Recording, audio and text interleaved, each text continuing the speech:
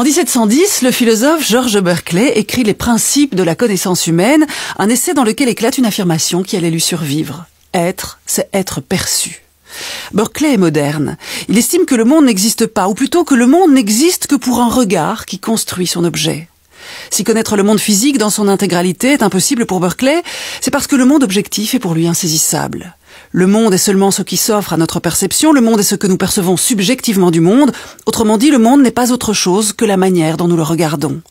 Et de la façon dont nous regardons, le monde devient soudain orienté par notre regard, cette part de réalité que nous faisons exister de notre seul point de vue. Ce qui est vrai de notre façon de considérer les choses est aussi vrai de notre façon de jauger les êtres.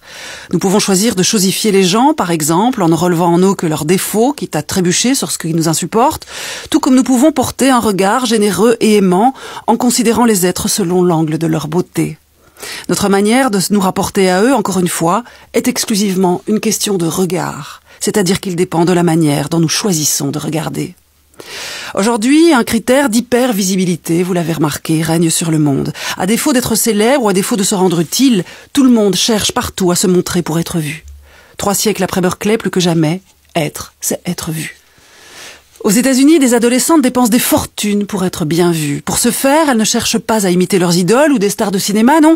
Ces jeunes filles veulent ressembler à leur double virtuel et multiplient les actes de chirurgie esthétique pour ressembler à ce qu'elles sont, mais magnifiées, sublimées, agrandies à travers la correction apportée par les filtres Snapchat.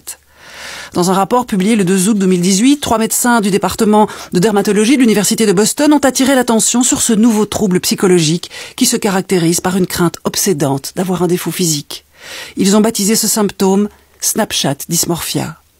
La référence de la perfection recherchée n'est plus celle d'un ou d'une autre idéalisée, mais soi-même retouchée par des filtres. Ce qui est recherché, c'est d'être un selfie parfait dans la vraie vie. Ce qui est souhaité, c'est d'être vu et perçu à travers le filtre d'une appli. Et tout cela pourquoi ? Pour vivre mieux, pour mieux jouir d'être vivant, pour être plus heureux. En fait, il s'agit d'exhiber chaque jour aux yeux des autres des selfies encore moins vrais, et donc encore plus beaux. Et entre-temps, le monde a disparu. Et vous, qu'en pensez-vous ?